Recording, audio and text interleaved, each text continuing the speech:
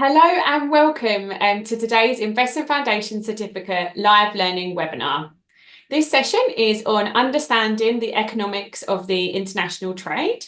I'm delighted to introduce Azmi. He's our instructor for today. Azmi is a CFA charter holder. He's a Senior Director of Content Development in the Professional Learning Division at CFA Institute. Thank you very much, Catherine, and welcome everyone, and thank you for attending this webinar. The material that we'll cover today is actually part of the Investment Foundation's certificate offered by the CFA Institute. So, as I said earlier, the material that we'll cover today is part of the Investment Foundation's certificate, whose goal is to provide a comprehensive overview of investment industry and its structure, function, and role in global capital markets and society. If you do sign up for the IFC, you will have an opportunity to learn real, tangible knowledge of the fundamentals of the investment management industry, and also have a framework to better understand, solve, and communicate solutions for complex issues. In terms of the course structure of the Investment Foundation certificate, there are 6 courses, and one is industry overview and structure. What do investment managers do? What is their place within the financial services ecosystem? Types and functioning of markets is course 2, investment instruments. And then course 4, investment inputs and tools, is where you would cover economics, economic analysis, alongside various other tools of making investment decisions. And then course 5 is how investment managers serve their clients. And course 6 is how investment management and good practices by those who work in investment management can help serve for the greater good. Let's begin with our topic. What are barriers to international trade? They have been in the news almost non-stop for at least a few months now.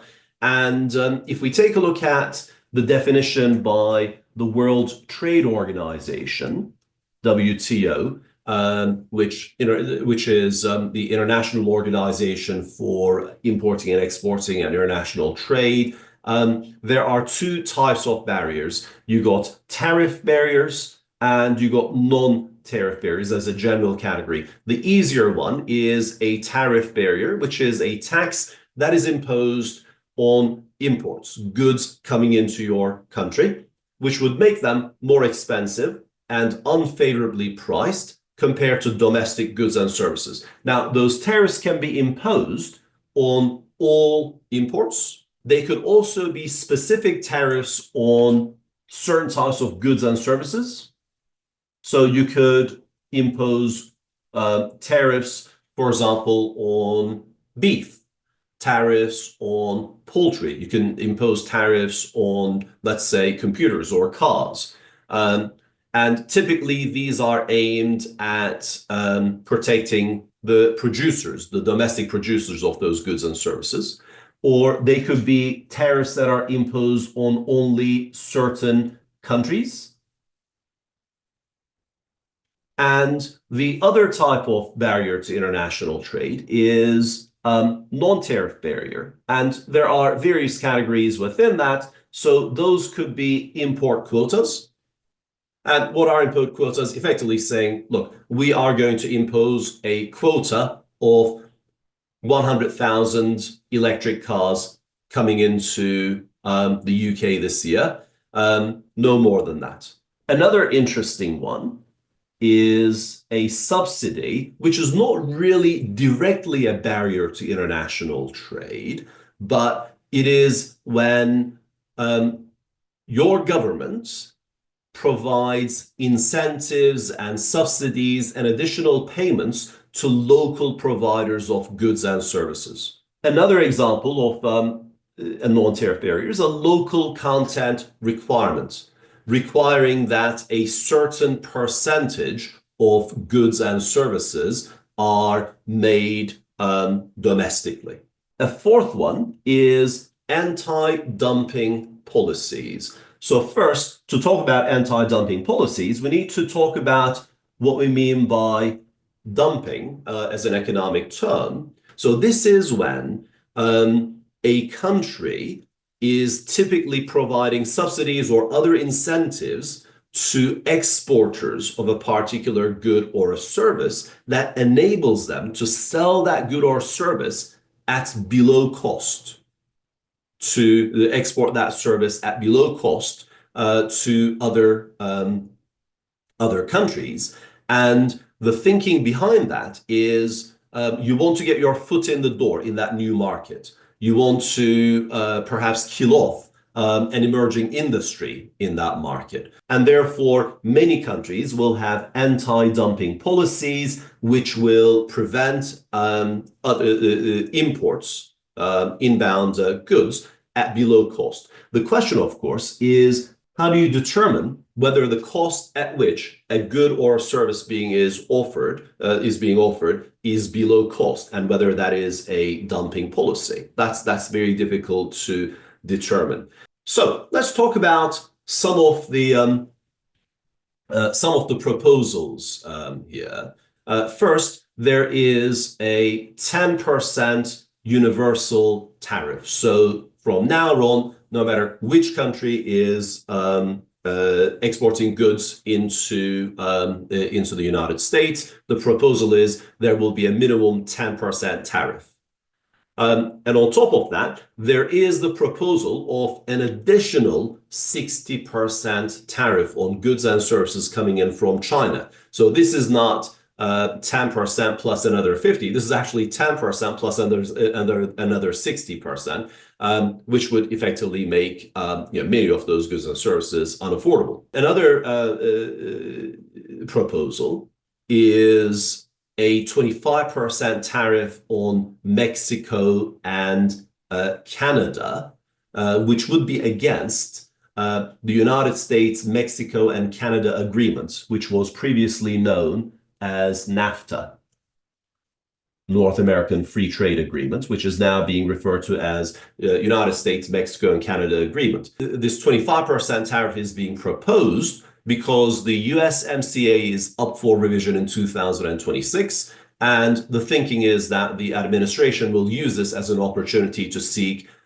terms that are more favorable for the US and also address issues such as trade deficits, imbalance of exports and imports between the US and the other parties to the USMCA, namely Canada and Mexico, and also address issues such as imbalances in terms of labor standards and manufacturing incentives.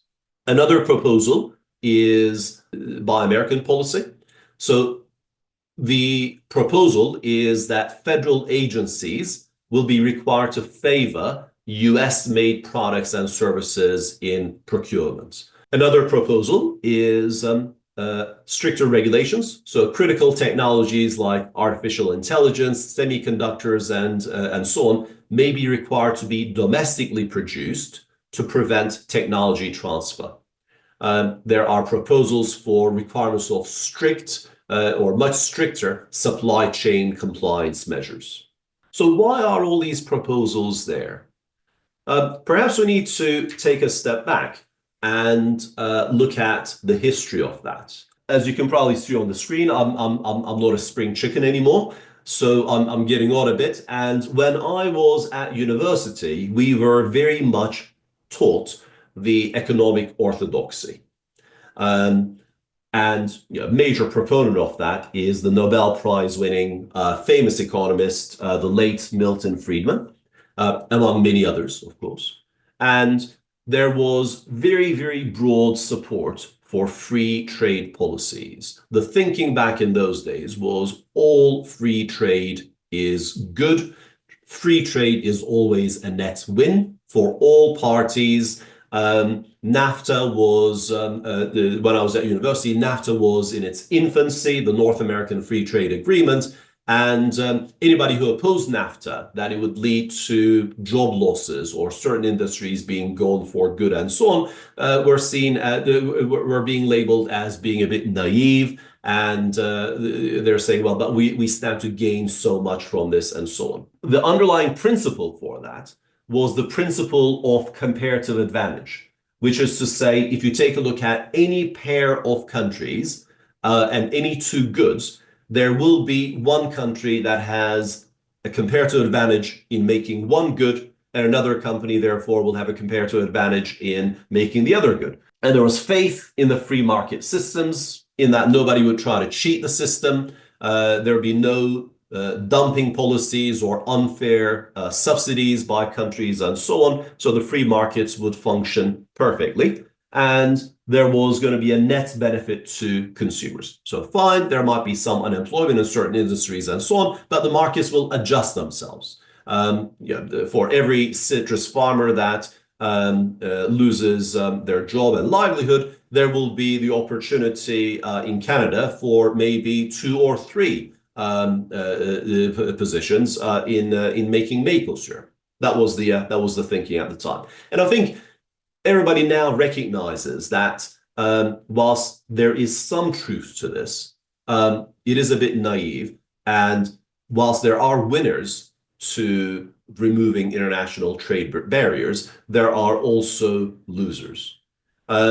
So right now, if you are studying economics at university right now, if you are doing the IFC right now, the Investment Foundation Certificate, for the most part, you will be seeing a more nuanced view on trade barriers. And among economists that are proponents of more nuanced views on free trade and removal of international barriers and so on, are Peter Navarro from University of California at Irvine.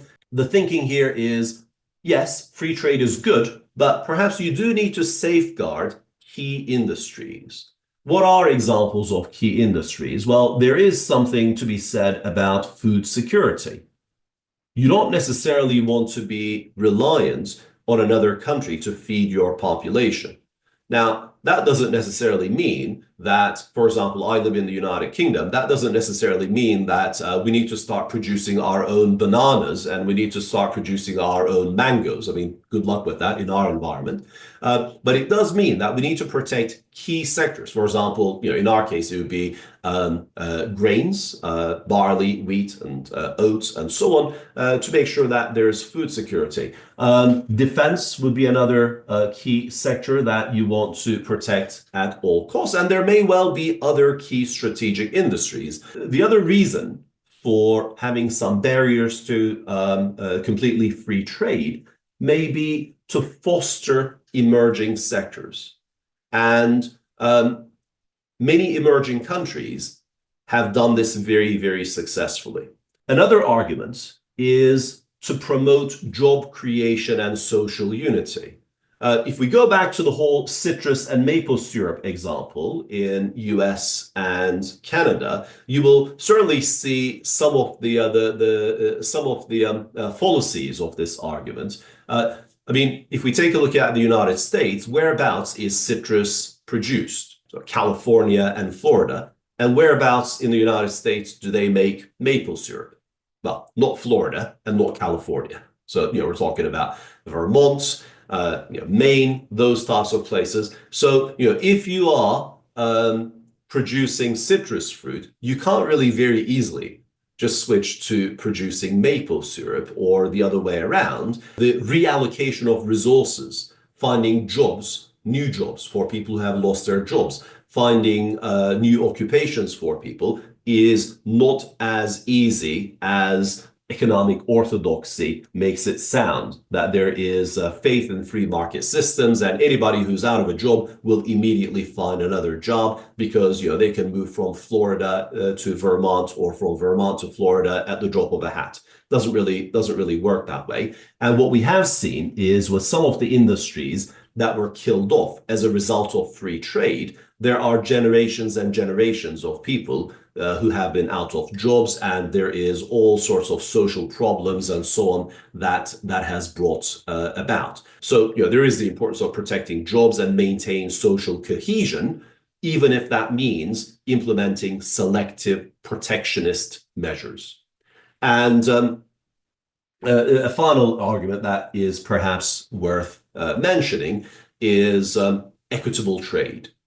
So the idea right now is there has to be a more measured application of free trade principles. And we do need to take into account things like environmental standards, labor rights, likewise, and also fair competition and making sure that there's sustainable development. The last bit here is access for me, but not thee, is an interesting one. So what you will see a lot of times is when big economies or big markets like the European Union or the United States talk about imposing barriers to trade, the countries that stand to lose most from that, more often than not, are countries that are very, very protectionist themselves.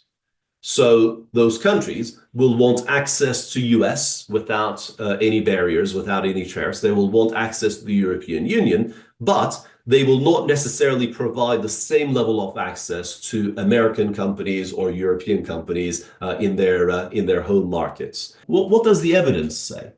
So there is evidence of a correlation, not a very strong correlation, but a correlation nonetheless, between poverty reduction and trade participation. What we see is in relatively poorer economies, the poverty headcount ratio of effectively people living on less than $2.15 a day based on 2017 prices adjusted for 2017 as a percentage of population. And on the sort of greenish yellow line, you see exports of goods and services as a percentage of global exports. So the more a country is able to access foreign markets by participating in international trade, and of course, if you want to be able to export, you also have to let others import into your country, the more reduction there is in poverty. But you will also see that if you take a look at the last decade or so, that correlation is not quite as strong as it was in the 90s and the early 2000s.